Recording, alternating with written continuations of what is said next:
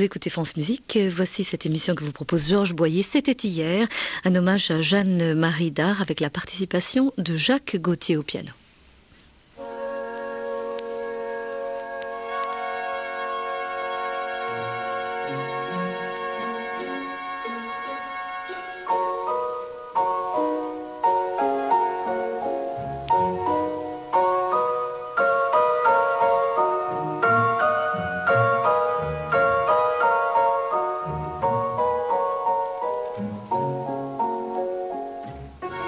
En terminant mon concert, j'avais fait un concert très brillant avec le concerto de Saint-Saëns, je me souviens.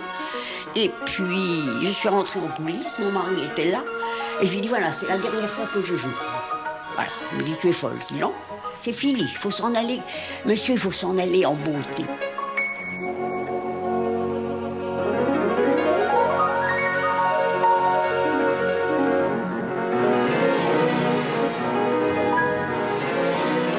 Jeanne-Marie Dard nous a quittés le 26 janvier dernier. Elle était née en 1905. Elle fut, entre les deux guerres, une rare femme à faire ce qu'on appelle la grande carrière. Elle avait commencé très jeune et puis elle s'est fait connaître en jouant un répertoire assez large, mais aussi comme spécialiste de Saint-Saëns et de Liszt. Les Américains l'avaient appelée la grande dame du piano. Jeanne-Marie Dard, c'est le témoin de toute une époque et bien évidemment, si elle s'était fait cette spécialité de Saint-Saëns, c'est que quelque part, elle était un petit peu contemporaine de l'apothéose du maître. Je vous propose de l'écouter tout de suite dans un enregistrement qu'elle avait réalisé en 1948 avec l'orchestre des concerts Colonne et Paul Paret, justement dans ce second concerto de Camille Saint-Saëns.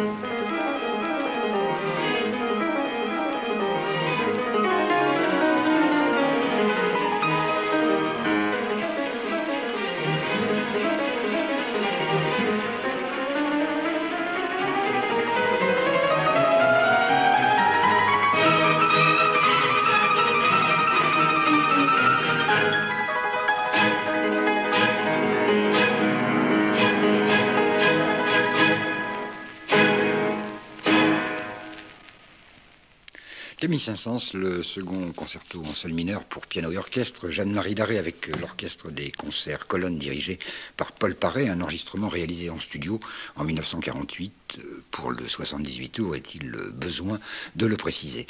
Jeanne-Marie Darré avait connu Saint-Saëns, elle avait joué devant Camille Saint-Saëns, elle se souvenait de ce moment, écoutez-la.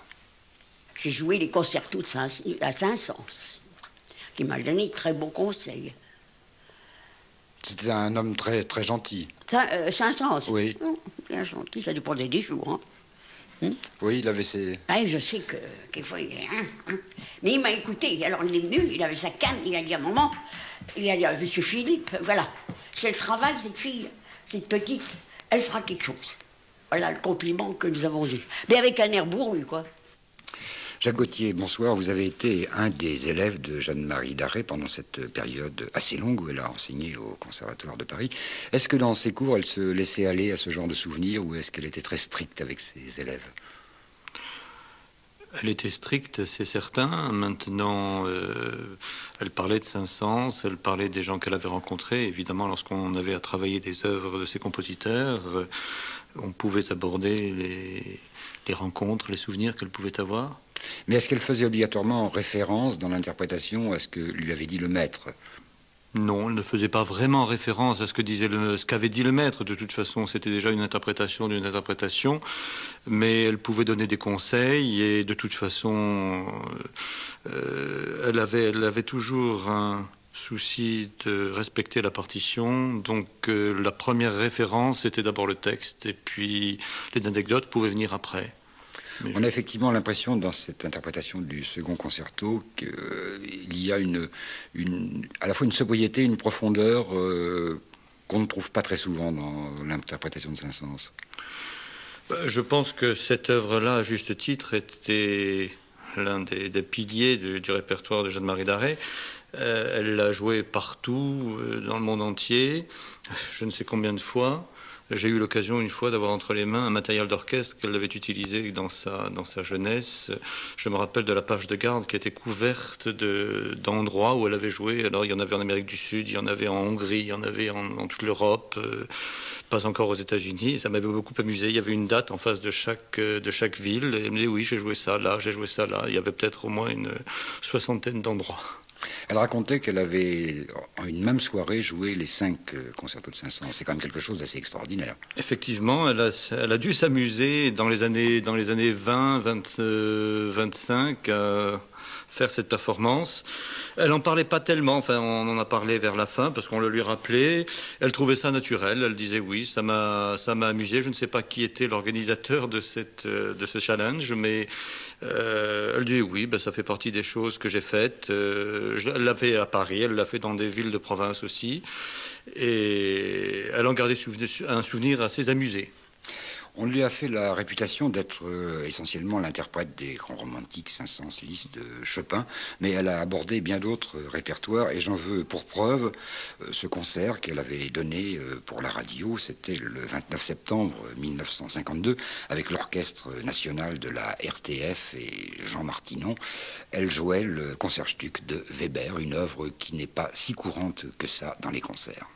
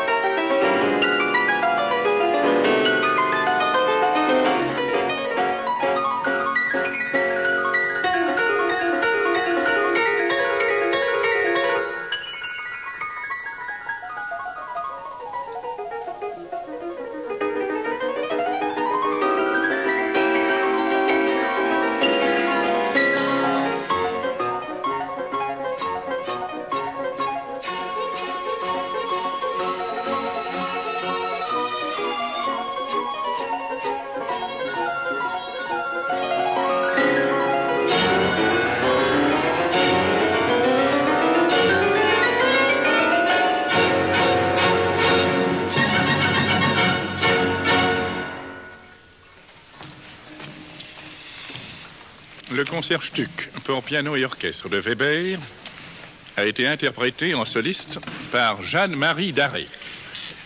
Mesdames, Messieurs, la première partie du concert de l'Orchestre national, dont Jean Martinon dirige l'exécution, est terminée.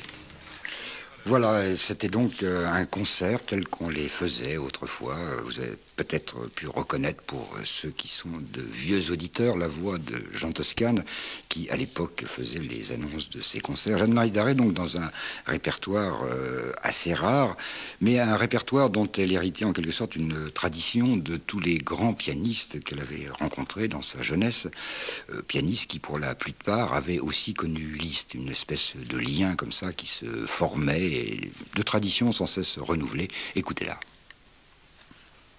J'ai eu la chance d'approcher des grands, qui n'étaient pas mes professeurs, mais des grands.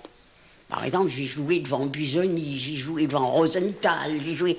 Et puis alors, quelquefois, mon maître me disait, tiens, va-t'en jouer quelque chose à mon ami. Il y a un tel, soit Busoni, Rosenthal ou Paderewski, va lui jouer ça. J'ai eu des conseils très précieux.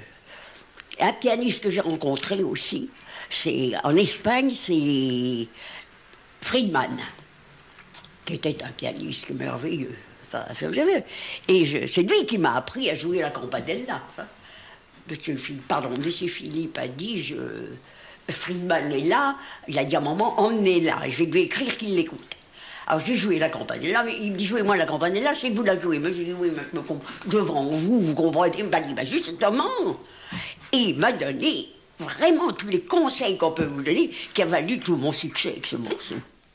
Jacques Gauthier, cette tradition, au fond, est-ce que vous avez eu en quelque sorte l'impression de la recevoir directement, ou est-ce que c'était un enseignement qui, au fond, avait distancié un peu toute cette école de piano de la fin du 19e et du début du 20e ? C'était pas en ces termes que l'enseignement de Jeanne-Marie se faisait. Effectivement, elle nous parlait de tous ces gens qu'elle avait rencontrés quand on travaillait ces œuvres-là. Elle nous disait, voilà ce qu'on m'a dit. Moi, ce que j'aurais envie de dire, pour revenir sur ce qu'on a entendu, aussi bien le concerto de Saint-Saëns que le concerto de Weber, ces deux œuvres me semblent tout à fait montrer ce qui faisait son charme, son jeu, c'est-à-dire ce côté très brillant, cette grande élégance, son charme, je reviens sur ce terme. C'était une personne qu'il fallait voir sur scène plus qu'encore qu'entendre en disque. Je reprends cet article d'Alain Lompèche publié dans Le Monde à propos de cette disparition, où il parle de son dernier concert à la salle Pleyel. Je le cite mot pour mot: elle était entrée en scène dans sa célèbre robe en lamé argent qui soulignait une plastique parfaite et que n'aurait pas désavoué Marlène Dietrich. Tous ceux qui ont connu Jeanne-Marie Darré ont en mémoire ses apparitions sur scène, son dynamisme, le tonus qu'elle qu'elle montrait en n'importe quelle circonstance. D'ailleurs, il faut bien reconnaître que toute sa carrière était orientée vers la scène. Je me souviens, lors de cet entretien, elle avait demandé si elle se souvenait de tous les disques qu'elle avait fait, et elle m'avait dit, au fond, non, les disques, ça m'intéressait pas trop, j'aimais pas ça, ce que je préférais, c'était la scène. Oui, elle n'aimait pas les disques, elle n'aimait pas figer les choses, elle avait besoin d'avoir du public autour d'elle, et elle m'a toujours dit, et elle disait à tout le monde, le studio, je déteste ça, la lampe rouge qui s'allume et qui s'éteint, il faut recommencer, on n'est pas d'accord, on ne sait pas ce qu'on doit choisir. Non, elle aimait le direct, elle aimait le contact, et elle aimait se jeter à l'eau, je veux dire, au propre comme au figuré. Et comme elle disait, en plus, quand on joue bien, c'est là qu'il y a toujours une panne quelque part dans la technique, et qu'il faut tout recommencer. Je voudrais maintenant la faire entendre dans un répertoire dont on a beaucoup moins gardé l'image. C'est la musique française. Pourtant, elle a beaucoup donné pour cette musique, y compris pour des musiciens qui étaient ses contemporains et que l'on joue peu, comme entre autres Maurice Emmanuel, ou des gens comme Delannoy, comme Rivier, qu'elle a joué assez souvent. Et là, on va l'entendre dans un concert qu'elle avait donné toujours avec l'Orchestre national de la RTF. C'était cette fois-ci le 23 mars 1956, dans le concerto en sol de Ravel, avec à la baguette Jean Martinon.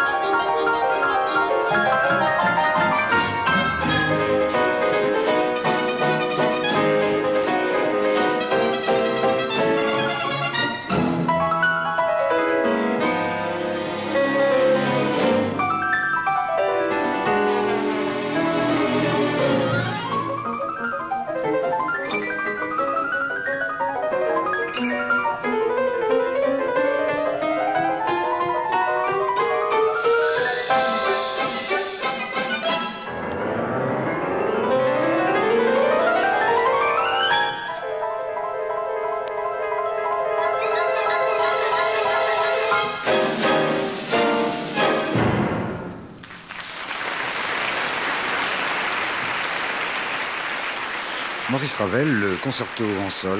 Jeanne-Marie Darré était avec l'Orchestre national de la RTF, comme il s'appelait à l'époque, dirigé par Jean Martinon. C'était un concert public qui avait été enregistré le 23 mars 1956. Jacques Gauthier, vous avez hérité de la partition du concerto en sol de Jeanne-Marie Darré. Vous avez quelque chose d'assez drôle à nous raconter. Oui, j'ai cette partition que Jeanne-Marie a eu la gentillesse de me donner, et effectivement la dédicace inscrite par l'éditeur, c'est à Marguerite Long, et cette dédicace a été barrée et par Ravel à Jeanne-Marie Darré. Bon, et alors justement avec Marguerite Long, c'est assez drôle de l'entendre raconter un peu quels étaient leurs rapports. Marguerite Long avait été son professeur, mais quelque part après elle s'était retrouvée plus ou moins rivale. Écoutez Jeanne-Marie Darré. C'est un métier où il faut beaucoup travailler, et ça. Moi, jusqu'au dernier jour, j'ai travaillé. Et dans les années 20, quand on était une femme, c'était difficile de s'imposer dans ce métier? Oh non. Qu'est-ce que vous voulez dire par là? Qu'on avait plutôt tendance à faire confiance aux hommes, on disait... Ah non, j'ai jamais dit ça. On disait pas, les concertos de Liszt, c'est pas des concertos de femmes? Oh, bah, peut-être qu'il y en avait qui disaient. Mais enfin, Monique de la Brichelerie, toutes ces personnes ont joué les Rachmaninoff, moi aussi, Parce qu'en fait, vous vous êtes imposé dans un répertoire qu'on n'avait pas l'habitude d'entendre jouer par des femmes. Eh ben oui, vous savez, tout a changé. Hein. Marguerite Long, elle jouait plutôt Fauré et Ravel. Ah oui, elle jouait la balade, oui, sans dire, oui. Mais Madame Long n'a pas fait la carrière internationale, elle s'est adonnée à l'enseignement. Elle a des élèves qui font parler d'eux. Hein. Alors que vous, on dit Jeanne-Marie Darré, c'est 500, c'est Liszt. Eh ben, c'est déjà pas si mal. Jeanne-Marie Darré, en même temps que la classe d'Isidore Philippe, avait fréquenté la musique de chambre avec Lucien Capet, où elle avait été tout de suite formée au répertoire le plus exigeant. Elle racontait aussi que la première œuvre qu'elle avait dû travailler, c'était le quintet de Schumann pour piano et cordes. Et ce souci de la musique de chambre ne l'a jamais quitté tout au long de sa carrière. Elle a joué avec beaucoup de partenaires, mais entre autres avec Maurice Maréchal. Je vous propose de l'entendre dans le premier mouvement de la première sonate de Camille Saint-Saëns. C'est un enregistrement qui avait été fait à la radio pour une émission de musique de chambre en 1952.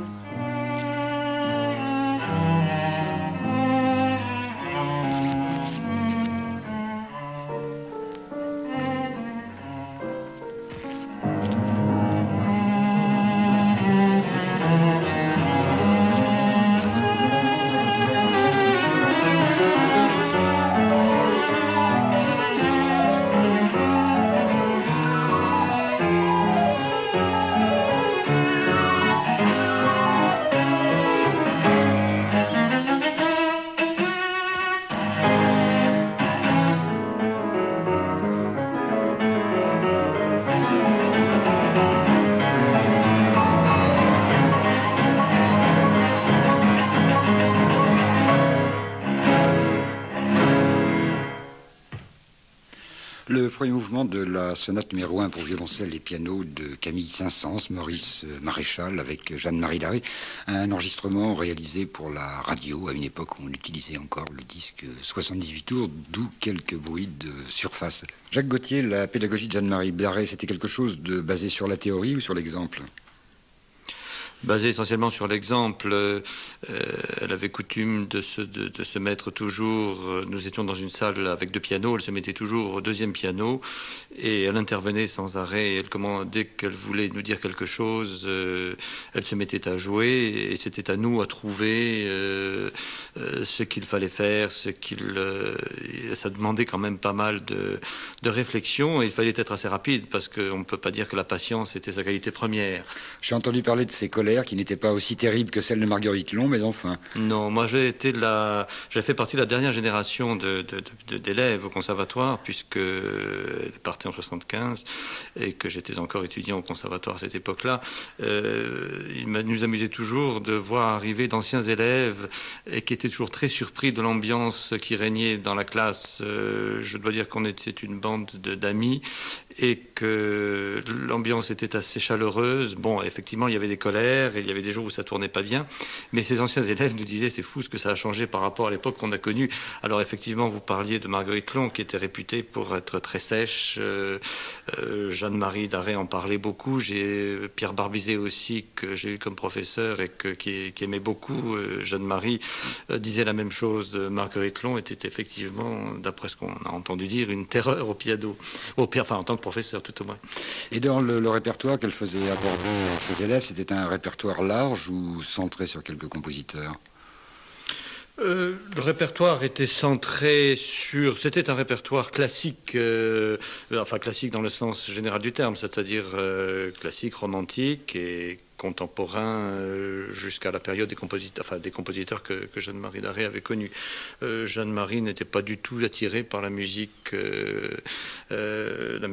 moderne. Elle le disait elle-même. Elle disait je ne comprends pas cette musique et elle aimait bien que nous en travaillions, mais elle disait si vous avez besoin d'aller voir, de travailler quelque chose, allez voir le compositeur et c'est avec lui que vous discuterez et que vous apprendrez plus qu'avec moi. Donc vous avez été nourri de Bach, Mozart... Oui, toute la littérature classique. Beethoven est un compositeur qu'elle a rarement abordé dans sa carrière.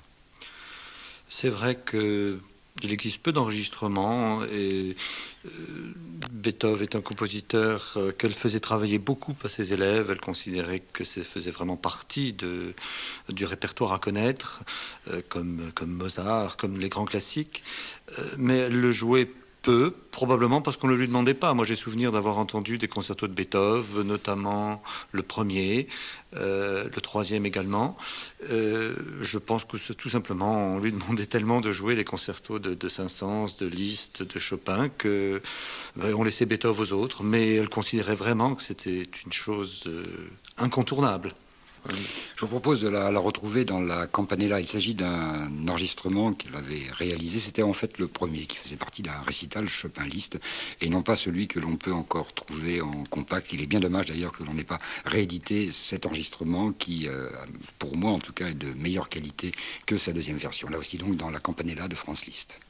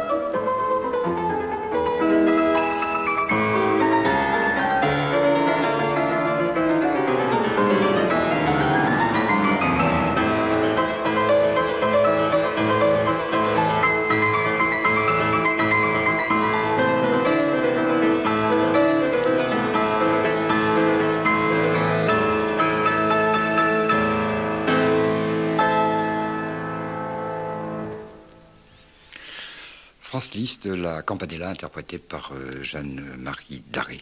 Jacques Gauthier, nous arrivons au terme de cette soirée où nous lui rendons hommage. L'image que l'on conservera de cette grande interprète, c'est au fond une femme qui a beaucoup donné pour la musique, qui a été généreuse et qui s'est acharnée sur un certain répertoire qui n'était peut-être pas si courant que ça d'entendre à l'époque. Je pense que ce répertoire correspondait exactement au personnage qu'elle était, c'est-à-dire quelqu'un de généreux, quelqu'un qui aimait se projeter, qui aimait se montrer en public. On retiendra le côté très virtuose de son jeu. C'était une personne qui travaillait beaucoup et qui avait des dons fabuleux et qui a su toute sa vie les cultiver. Et pour en revenir à l'ambiance qu'il y avait dans la classe et à l'enseignement qu'elle dispensait, je retiendrai le terme de honnêteté. Il fallait toujours, elle avait par exemple horreur des trucages. C'était quelqu'un qui voulait le respect au texte et qui s'attachait toujours à ce que la musique soit vraiment projetée. Et elle disait toujours, vous jouez pour un public, vous jouez pas pour vous-même. Ce n'était pas un enseignement basé sur l'introspection, sur les états d'âme. Il fallait vraiment passer la rampe. Jacques Gauthier, merci. Dimanche prochain, 7 mars, je vous proposerai de réentendre un concert que l'Orchestre national avait donné en 1974. Il était dirigé par Sergiu Celibidache avec en soliste Pierre Fournier. Au programme, Schubert, Dvorak et Dutilleux. Merci à Agnès Warnier et à Martine Gers et à dimanche prochain.